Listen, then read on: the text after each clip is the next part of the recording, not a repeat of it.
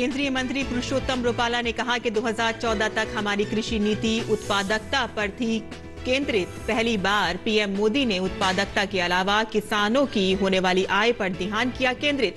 सरकार के प्रयास से न सिर्फ उत्पादकता बढ़ी बल्कि किसानों की आय भी हुई बेहतर। केंद्रीय कृषि मंत्री नरेंद्र सिंह तोमर और केंद्रीय मंत्री डॉक्टर जितेंद्र सिंह ने रीसेट 1A उपग्रह के डेटा उत्पादों और सेवाओं को किया जारी। तोमर ने कहा कि अंतरिक्ष विज्ञान के माध्यम से कृषि क्षेत्र में क्रांति की हो रही है शुरुआत। केंद्रीय कृषि मंत्री ने कहा कि मोटे अनाज का भोजन की थाली में होना चाहिए स्थान। अच्छे स्वास्थ्य के लिए जरूरी है मिलेट्स हमारे देश में कोई नई चीज नहीं। छोटे किसान आवश्यकता अनुरूप करते थे खेती।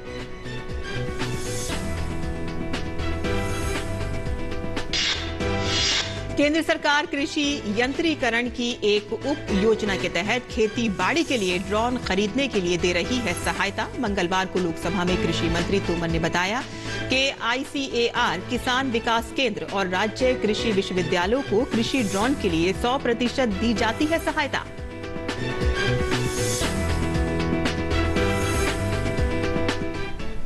नमस्कार, किसान समाचार में आपका स्वागत है। मैं हूं साइमा खान। अब खबरें तफसील से। केंद्रीय मंत्री पुरुषोत्तम रुपाला ने कहा कि 2014 तक हमारी कृषि नीति उत्पादकता पर केंद्रित थी, लेकिन पहली बार पीएम मोदी ने उत्पादकता के अलावा किसानों की होने वाली आय पर भी ध्यान केंद्रित किया। अब 14 तक की हमारी जो कृषि नीति रही वो उत्पादकता पे फोकस रहती थी कि हमारा उत्पादन कैसे बढ़े, उत्पादन बढ़ाने के लिए क्या किया जाए, उसी के आधार पर सारी नीतियां बनती रही।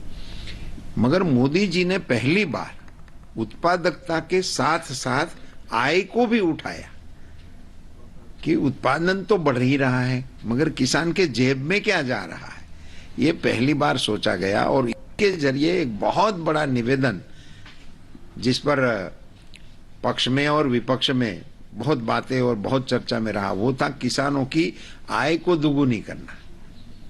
ये निवेदन जब मोदी जी ने किया तो इसी के चलते हमारी कृषि नीति में बहुत बड़ा बदलाव आया। और वो बदलाव ये आया कि उत्पादकता तो हम बढ़ाने की कोशिश करेंगे ही करेंगे, मगर उसी साथ उत्पादन करने वाले की आय में भी बढ़ोतरी करने का हमें ख्याल रखना पड़ेगा।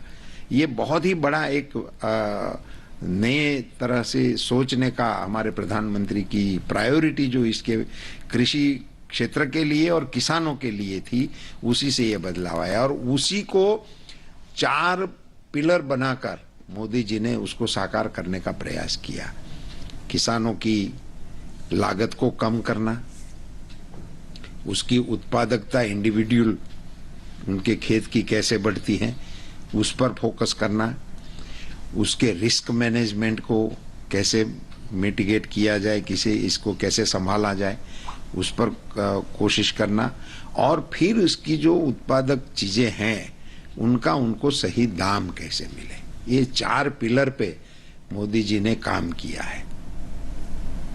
उन्होंने कहा कि नीम कोटेड यूरिया और नैनो यूरिया से काफी बदलाव आया है और किसानों को सहूलियत भी मिल रही है।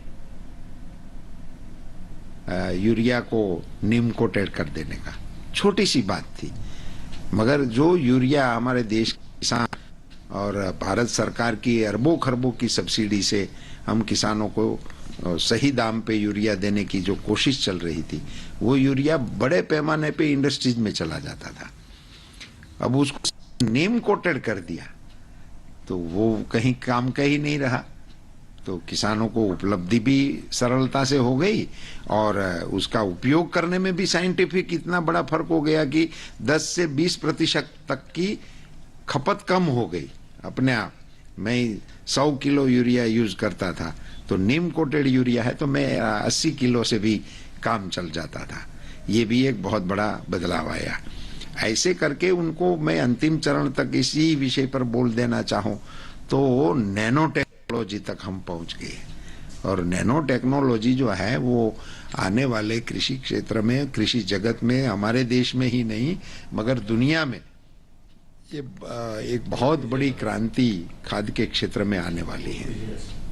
और ये नैनो टेक्नोलॉजी की वजह से जो 50 किलो का बैग हम किसान कंधे पे रख के खेत में जाते थे, वो अब 500 ml की बोतल नैनो यूरिया की लेकर हम खेत में जा सकते हैं। केंद्रीय कृषि एवं किसान कल्याण मंत्री नरेंद्र सिंह तोमर और केंद्रीय मंत्री डॉक्टर जितेंद्र सिंह ने आज औपचारिक रूप से उपभोक्ता समुदाय के लिए भू प्रेक्षण उपग्रह 4 रीसैट 1A के आंकड़ा उत्पादों और सेवाओं को जारी किया। इस अवसर पर सभी हितधारकों की साक्ष्य आधारित निर्णय लेने की क्षमता बढ़ाने के लिए भूस्थानिक प्रौद्योगिकियों और संबंधित डेटाबेस का उपयोग करके कृषि निर्णय समर्थन प्रणाली कृषि DSS विकसित करने के लिए कृषि एवं किसान कल्याण विभाग और अंतरिक्ष विभाग के बीच कृषि क्षेत्र में एक समझौता ज्ञापन पर हस्ताक्षर किए गए। नरेंद्र सिंह तोमर ने कहा कि कृषि के क्षेत्र में एक नया आयाम जुड़ रहा है और अंतरिक्ष विज्ञान के माध्यम से कृषि क्षेत्र में क्रांति की शुरुआत हो रही है।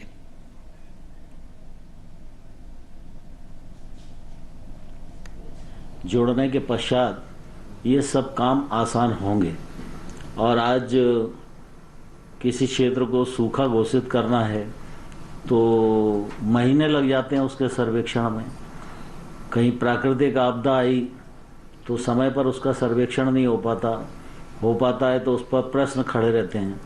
इन सारे प्रश्नों का समाधान जो है वो टेक्नोलॉजी में है और मैं समझता हूँ कि हम सब लोग जो कर रहे हैं वो कृषि और कृषक और देश के लिए तो फायदेमंद है ही, लेकिन प्रधानमंत्री जी का जो प्राथमिक एजेंडा है उसको भी शिद्दत के साथ आगे बढ़ाने का एक सदप्रयत्न कर रहे हैं। इसका पूरा लाभ कृषि क्षेत्र को और किसानों को मिले और ये डिसीजन सपोर्ट सिस्टम बनने के बाद और हमारा एग्री स्टैक पूरा होने के बाद निश्चित रूप से कृषि के क्षेत्र में एक क्रांतिकारी परिवर्तन आए और देश का जो भविष्य है, नौजवान है, पढ़ा लिखा इंसान है, वो भी खेती की ओर आकर्षित हो और खेती को आगे बढ़ाने की ओर प्रवृत्त हो सके।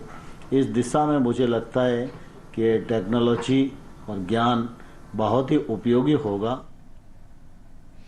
तोमर ने कहा कि कृषि विभाग और अंतरिक्ष विभाग के बीच हुए समझौते से कृषि क्षेत्र की ताकत और बढ़ेगी।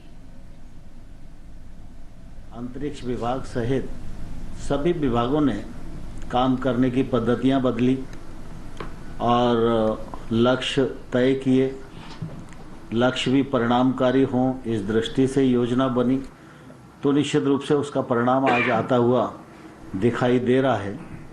और इसी दृष्टि से एग्रीकल्चर मिनिस्ट्री भी एग्री स्टैक पर काम कर रही है और हम लोग इस दिशा में बहुत ही शिद्दत के साथ बढ़ रहे हैं। सबकी इच्छा है कि कृषि के क्षेत्र में किसान को नुकसान से बचाया जा सके, जिस किसान का जितना हक है ईमानदारी से उसके पास पहुंच सके, पूर्व अनुमान लगाकर उसको नुकसान से बचाया जा सकता है तो उस पर भी काम किया जा सके। तो इस दृष्टि से बहुत सारा प्रयत्न एग्री स्टैक के माध्यम से हम करें, इस दिशा में मंत्रालय काम कर रहा है। लेकिन आज वेदांश के साथ मिलकर जो कृषि DSS बनाने का समझौता हुआ है वो मैं समझता हूँ कि हमारी ताकत को और बढ़ाएगा और कृषि के क्षेत्र में किसानों तक ये सब ज्ञान पहुँचेगा तो निश्चित रूप से उनका उत्पादन बढ़ेगा, उत्पादकता बढ़ेगी, उनके उत्पादन की गुणवत्ता बढ़ेगी, गुणवत्ता ऐसी बढ़े जो वैश्विक मानकों पर खरी उतर सके तो हमारे एक्सपोर्ट के अवसर बढ़ेंगे, जैसे बढ़ते भी जा ही रहे हैं। इस दिशा में काम हो ही रहा है, लेकिन और भी इस दिशा में मदद होगी। केंद्रीय मंत्री डॉक्टर जितेंद्र सिंह ने कहा कि रीसैट 1A डेटा कृषि, जैव संसाधन, पर्यावरण, जल संसाधन और आपदा प्रबंधन के लिए निर्णय समर्थन प्रणाली विकसित करने में बेहद उपयोगी होगा। प्रमुख तौर पर जो रीसैट 1A है, एक तो प्री हार्वेस्ट एस्टीमेट खरीफ का कि पहले से उसका अनुमान हो जाए, उसके बाद अगर डैमेज होता है फसल का तो उसकी क्या मात्रा है, क्या स्केल है। तीसरा, यदि आपदा कोई आती है, कोई बाढ़ आ जाती है तो कहाँ कहाँ इनंडेशन हुआ है। तो इसके लिए कुछ एक हमने अपने स्तर पर भी शिविर लगाने प्रारंभ किए हैं। तो हमें खुशी होगी अगर हम कृषि विभाग के साथ मिलकर के लगाएं, क्योंकि 2014 में अनुभव आया कि जब बाढ़ आई थी कश्मीर घाटी में तो हमने एक इसरो की टीम भेजी, लेकिन उन्हें ये समझ में नहीं था कि उसका उपयोग क्या करना है। तो वो बैठे रहे 4-5 दिन, लेकिन बाद में उन्हें समझ में आया कि जो उनकी सड़कें दब गई थी, पानी में बह गई थी, जिनका उन्हें अनुमान नहीं हो रहा था, वो इसरो के माध्यम से, स्पेस इमेजिंग के माध्यम से उसकी जानकारी ली जा सकती थी। और दूसरा, इसका एक और भी है कि जो सैंपलिंग है इनकी, वो दिन प्रतिदिन जो अगली जनरेशन में ये जाएंगे, अभी ये 17 दिन हो गए 25 दिन के, आगे चल करके और इसमें कमी आती जाएगी।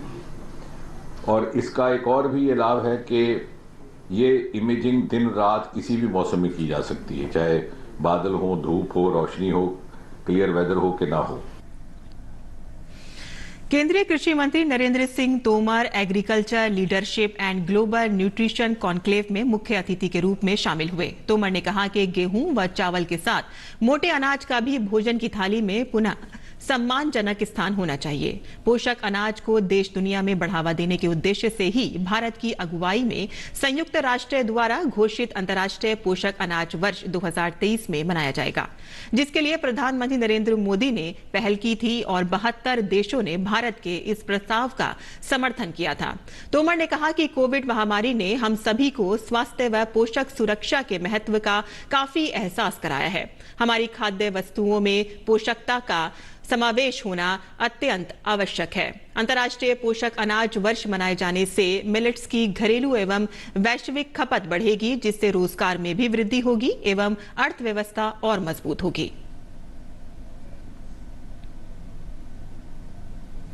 केंद्र सरकार कृषि यंत्रीकरण की एक उप योजना के तहत खेती-बाड़ी के लिए ड्रोन खरीदने के वास्ते वित्तीय सहायता प्रदान कर रही है। लोकसभा में एक लिखित उत्तर में कृषि मंत्री नरेंद्र सिंह तोमर ने बताया कि भारतीय कृषि अनुसंधान परिषद ICAR, किसान विकास केंद्र KVK और राज्य कृषि विश्वविद्यालयों तथा कृषि गतिविधियों से जुड़े विभागों और संस्थानों को कृषि ड्रोन के लिए 100% वित्तीय सहायता दी जाती है। इसी तरह से किसान उत्पादक संगठन FPO को प्रदर्शन उद्देश्यों वाले ड्रोन के लिए 75% सहायता मिलती है। तोमर ने कहा कि जो लोग ड्रोन खरीदना नहीं चाहते लेकिन किराए पर लेना चाहते हैं, उन्हें प्रति हेक्टेयर 6,000 रुपए की राशि दी जाती है। प्रदर्शन में प्रयुक्त ड्रोन के लिए कार्यान्वयन एजेंसियों को प्रति हेक्टेयर 3,000 रुपए मिलते हैं। उन्होंने बताया है कि अगर कृषि स्नातक कस्टम हायरिंग सेंटर स्थापित करते हैं तो उन्हें ड्रोन की लागत का 50% या अधिकतम 5 लाख रुपए प्रति ड्रोन मिलेगा। केंद्रीय मंत्री अर्जुन मुंडा ने फिक्की में हुए एक समारोह में कहा कि जब पोखरण में परमाणु परीक्षण किया गया था तब हमारी कृषि अर्थव्यवस्था ने ही देश को मजबूती से खड़ा रहने में अहम योगदान दिया था। हमने इस देश में पोखरण के परीक्षण करने के बाद दुनिया ने हमारे ऊपर जिस तरह का दृष्टि डाला और उस समय हमने अपने किसानों के उत्पादन पर अपने को कहा कि हम सस्टेनेबल तरीके से हम रह सकते हैं, अगर हम कट भी जाए तो हम उसका मुकाबला कर सकते हैं। तो ये कॉन्फिडेंस किसके बल पर था? गांव के बल पर। और कृषि पर चर्चा करते हुए उन्होंने कहा कि हमारी पंचवर्षीय योजनाओं में कृषि का अहम हिस्सा है।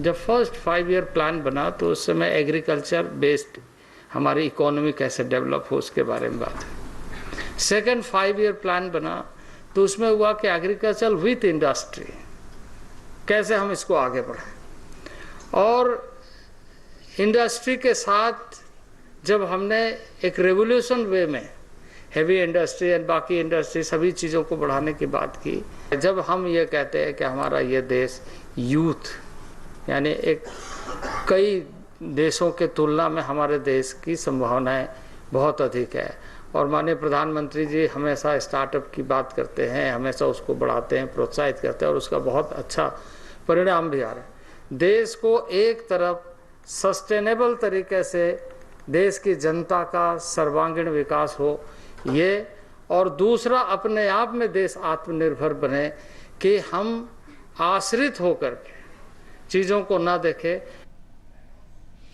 प्रधानमंत्री नरेंद्र मोदी के नेतृत्व में किसानों की आय दोगुनी करने के उद्देश्य से केंद्र सरकार ने कई प्रयास किए हैं। ई नाम मंडी और डिजिटल भुगतान जैसी तकनीकों के माध्यम से कृषि क्षेत्र में नए आयाम जुड़े, जिसे आज डिजिटल एग्रीकल्चर के नाम से जाना जाता है। बीते सालों में किस तरह से किसानों के लिए डिजिटल एग्रीकल्चर वरदान साबित हुआ है, इसे जानने के लिए केंद्रीय जल शक्ति राज्य मंत्री प्रहलाद सिंह पटेल से बात की हमारे संवाददाता चंद्रशेखर ने। डिजिटल एग्रो मिशन एक बड़ी टर्मिनोलॉजी है जिसको लेकर के तमाम बातें हो रही हैं, और उस पर बातचीत करने के लिए हमारे साथ केंद्रीय जल शक्ति राज्य मंत्री प्रहलाद सिंह पटेल जी हमारे साथ मौजूद हैं। उनसे बात करते हैं। सर, ये जो नई टर्मिनोलॉजी देखने को मिल रही है, ये टर्मिनोलॉजी है क्या और इसका क्या लाभ होने वाला है?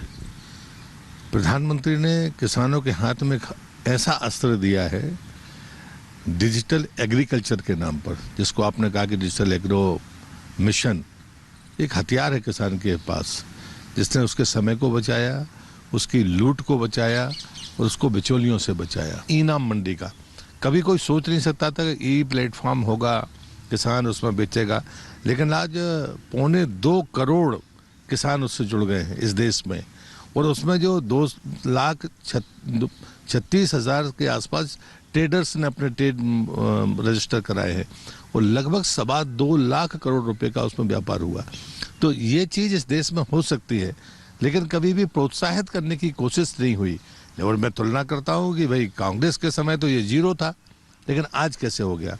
दूसरी है किसान सम्मान निधि, जो लगातार किसानों को दी जाती रही है और दी जा रही है। ऐसी स्थिति में आज वो जो आंकड़ा है वो लगभग 2,16,000 करोड़ रुपया और लगभग 11 करोड़ से ज़्यादा किसानों के खाते में वो नियमित राशि पहुंच रही है। अगर डिजिटल नहीं होती तो बिचौलियों के कारण वो तो वहाँ पहुंच ही नहीं सकती थी। दूसरा, जब मैं डिजिटल एग्रो मिशन की बात करता हूँ तो जब कभी भी क्षतियाँ होती थी ओले से, अतिवृष्टि से, अनावृष्टि से, तो विवाद होता था कि किसके खेत का नुकसान हुआ, किसके खेत का नुकसान नहीं हुआ। जब ये सैटेलाइट सर्वे की बात आई तो डिस्प्यूट भी खत्म हुए, क्षतिपूर्ति का आकलन भी ईमानदारी से हुआ और एक समाधान स्थायी हुआ कि आपके साथ में कोई धोखाधड़ी नहीं कर सकता, ना वहाँ का पटवारी कर सकता है और ना कोई दूसरा बिचौलिया कर सकता है। तो ये डिजिटल जो एग्रीकल्चर का कॉन्सेप्ट है, इसने ये बड़ी क्रांति पैदा की है। सर, आप टेक्नोलॉजी की बात कर रहे हैं, तो अगर हम मान के चलें कि नवोन्मेष को बढ़ाने के लिए भी काफ़ी बातें हुई हैं, तो एग्रीकल्चर के क्षेत्र में जो नवोन्मेष हो रहे हैं उससे आपको लगता है इसका सीधा फायदा किसानों को हो रहा है और पैदावार में वृद्धि हो रही है? निश्चित रूप से मुझे लगता है कि चाहे हम FPO की कल्पना करें कि किसान खुद अपना समूह बनाकर खुद के उत्पादन को बेच सकता है, मार्केटिंग प्लेटफॉर्म में जा सकता है, इनाम मंडियों में वो अपने आप को कर सकता है, और जो आंकड़ा है वो बड़ा आंकड़ा है। 3,855 FPO आज तैयार है। दूसरी जो किसान के सामने चैलेंज था कि वो अपनी जमीन में क्या बोए, उसकी सॉइल टेस्टिंग का उसके पास में कोई प्रावधान नहीं था, लेकिन आज सॉइल टेस्टिंग कंपलसरी हो गई है और वो आंकड़ा भी थोड़ा बहुत नहीं है, लगभग 23 करोड़ के आसपास ये आंकड़ा है। तो खाद्य आपूर्ति के साथ साथ हम निर्यात को क्षेत्र में, कृषि निर्यात की मैं बात कर रहा हूँ, तो कितना हम आगे हो पाए हैं, क्या इसकी सिचुएशन है? मुझे लगता है कि हमें उस दिन से देखना होगा जब शास्त्री जी इस देश के प्रधानमंत्री होते थे। हमारे पास जो अनाज की स्थिति थी, हम एक टाइम सोमवार को उपवास करने के आह्वान के साथ हमने इस देश के स्वावलंबन की तरफ एक कदम आगे बढ़ाया था। लेकिन आज हम जब निर्यात का आंकड़ा देखते हैं तो 4.25 लाख करोड़ ये रिकॉर्ड निर्यात हुआ है इन 2-3 वर्षों में। चीनी में हम नंबर 1 हैं, दूध में निर्यात में हम नंबर 1 हैं, चावल में और अन्य चीज़ों में। अब एक और हमारे पास अवसर है कि हम मोटे अनाज के निर्यात के अवसर हमारे सामने हैं। प्रधानमंत्री जी के प्रस्ताव के साथ दुनिया ने अगला वर्ष 2023 का मोटे अनाज का वर्ष तय किया है। पूरी दुनिया में जितना मोटा अनाज पैदा होता है उसका 40% भारत में पैदा होता है। G20 की अध्यक्षता हमारे पास में है, जिसमें प्रधानमंत्री जी ने कहा कि मिलेट्स के ही नाश्ते में उपयोग, बेस पर ही नाश्ता दिया जाएगा। तो मार्केटिंग का एक अवसर हमारे पास में है, बेचने का है। जहां दुनिया में डिमांड है उस डिमांड के आधार पर फूड प्रोसेसिंग मिनिस्ट्री भी उसमें काम कर रही है। तो मुझे लगता है कि अगला मौका है कि हम मोटे अनाज को यानी मिलेट्स को निर्यात करने के मामले में हम रिकॉर्ड तोड़ सकते हैं। ये भारत के पास अवसर है। तकनीक की सहायता से किसानों को विकास करने के लिए काम हो रहा है और उनको बेहतर उनकी आमदनी हो सके उसको लेकर के भी डिजिटल टेक्नोलॉजी के जरिए किसानों के विकास के लिए काम किया जा रहा है। कैमरामैन गोपाल के साथ चंद्रशेखर, डीडी न्यूज़, दिल्ली। और अब बात करते हैं मंडी भाव की और देखते हैं कि क्या रहा देश भर की मंडियों का भाव।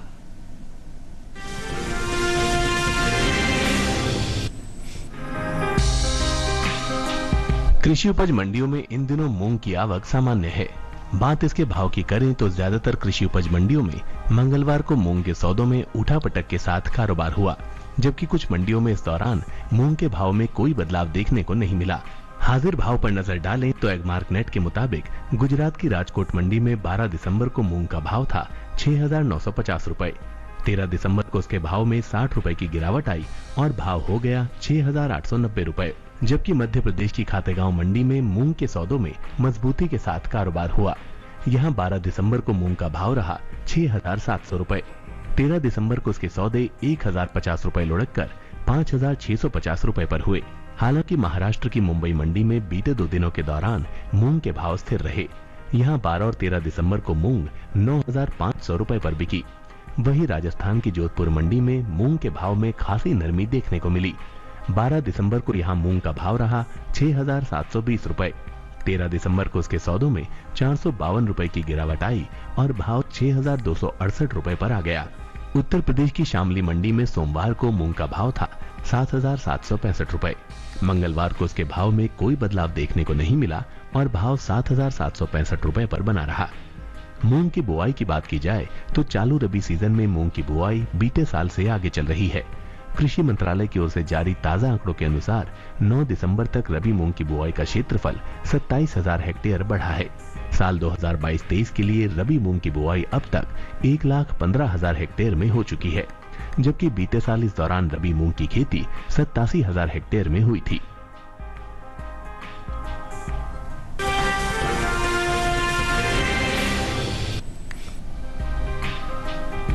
कृषि उपज मंडियों में इन दिनों मूंगफली की आवक सामान्य बनी हुई है। सप्ताह के दूसरे दिन मंगलवार को गुजरात सहित दूसरी कृषि उपज मंडियों में मूंगफली बिकवाली के लिए पहुंची। भाव की बात करें तो 9 दिसंबर को ज्यादातर मंडियों में मूंगफली के सौदों में मजबूती के साथ कारोबार हुआ। वहीं कुछ मंडियों में भाव गिरे, जबकि कुछ में इस दौरान कोई बदलाव देखने को नहीं मिला। एगमार्क नेट के अनुसार गुजरात की राजकोट मंडी में 12 दिसंबर को मूंगफली का भाव था 6,050 रुपए। 13 दिसंबर को इसके भाव में 200 रुपए की भारी गिरावट आई और भाव 5,850 रुपए पर आ गया। धोराजी मंडी में इस दौरान मूंगफली के सौदों में बढ़त के साथ कारोबार हुआ। यहां 12 दिसंबर को मूंगफली का भाव रहा 5,855 रुपए। 13 दिसंबर को इसके सौदे 50 रुपए चढ़कर 5,905 रुपए पर हुए। जेतपुर मंडी में 12 दिसंबर को मूंगफली का भाव था 6,275 रुपए। 13 दिसंबर को उसके भाव में 130 रुपए का उछाल आया और भाव जा पहुंचा 6,405 रुपए पर। राजस्थान की जयपुर मंडी में मूंगफली के भाव में उठाव देखने को मिला। यहां 12 दिसंबर को मूंगफली का भाव रहा 5,308 रुपए। 13 दिसंबर को उसके भाव में 842 रुपए की भारी मजबूती आई और भाव हो गया 6,150 रुपए। हालांकि उत्तर प्रदेश की लालगंज मंडी में बीते 2 दिनों के दौरान मूंगफली के भाव स्थिर रहे। यहां 12 और 13 दिसंबर को मूंगफली 6,500 रुपए पर बिकी। वहीं बीते कुछ समय से पीछे चल रही रबी मूंगफली की बुआई में अब कुछ बढ़त देखने को मिली है। कृषि मंत्रालय की ओर से जारी ताजा आंकड़ों के अनुसार 9 दिसंबर तक रबी मूंगफली की बुआई का क्षेत्रफल 21,000 हेक्टेयर आगे चल रहा है। साल 2022-23 के लिए रबी मूंगफली की बुआई अब तक 3,19,000 हेक्टेयर में हो चुकी है, जबकि बीते साल इस दौरान रबी मूंगफली की खेती 2,98,000 हेक्टेयर में हुई थी। मूंगफली के निर्यात पर नजर डालें तो एपीडा के मुताबिक साल 2022 में अप्रैल से सितंबर महीने के दौरान देश से होने वाले मूंगफली के निर्यात में बढ़त देखने को मिली है। बीते 6 महीनों के दौरान मूंगफली का निर्यात 114 टन बढ़ा है। साल 2022 में अप्रैल से सितंबर के दौरान मूंगफली का निर्यात 1,95,108 टन का हुआ है, जबकि बीते साल इस दौरान मूंगफली का निर्यात 1,94,994 टन रहा था।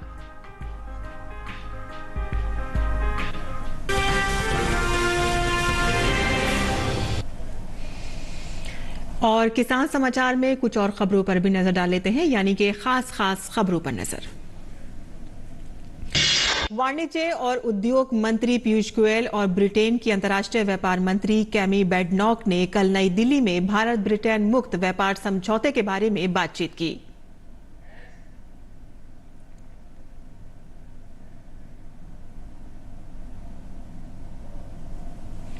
संचार मंत्री अश्वनी वैष्णव ने आज लोकसभा को बताया कि बीएसएनएल के रिवाइवल के लिए प्रधानमंत्री ने 1,64,000 करोड़ रुपए के पैकेज को मंजूरी दी है। बीएसएनएल स्वदेशी तकनीक से विकसित 4G और 5G सेवा शुरू करेगा। असम के गुवाहाटी में पुलिस को बड़ी कामयाबी हाथ लगी है। दरअसल गुवाहाटी शहर की पुलिस ने एक एम्बुलेंस से 14 करोड़ रुपए से अधिक मूल्य की हेरोइन सहित बड़ी संख्या में वर्जित दवाएं जब्त की हैं और मामले में एक व्यक्ति की गिरफ्तारी भी हुई है। उत्तर प्रदेश में एक दर्दनाक सड़क हादसा हुआ है। लुधियाना से रायबरेली जा रही बस डीसीएम गाड़ी से टकरा गई और नीचे गिर गई। हादसे में 6 लोगों की मौत हो गई और 20 लोग उसमें ज्यादा घायल भी हुए हैं। हादसे के समय बस में लगभग 45 से 50 लोग सवार थे।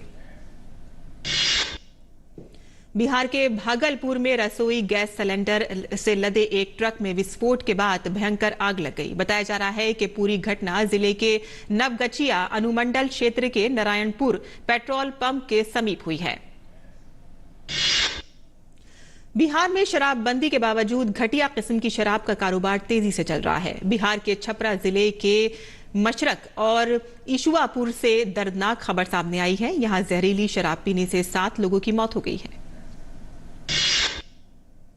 बाहुबली और पूर्व विधायक मुख्तार अंसारी को कड़ी सुरक्षा के बीच इलाहाबाद हाई कोर्ट में पेश किया गया।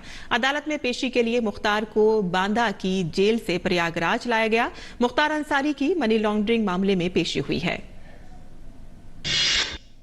वहीं सिद्धू मूसेवाला हत्याकांड को सुलझाने में शामिल दिल्ली पुलिस की स्पेशल सेल के 12 अधिकारियों की सुरक्षा बढ़ा दी गई है। स्पेशल सीपी एचएस लाधीवाल और डीसीपी स्पेशल सेल मनीषी चंद्रा, डीसीपी राजीव रंजन के लिए वाई श्रेणी की सुरक्षा को मंजूरी दी गई है। दिल्ली पुलिस ने इसकी जानकारी दी है।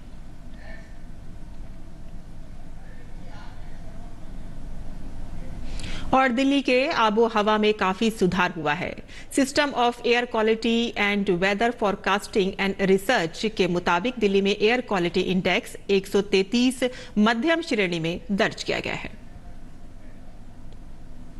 किसान समाचार में आज के लिए बस इतना ही। अनुमति दें। नमस्कार।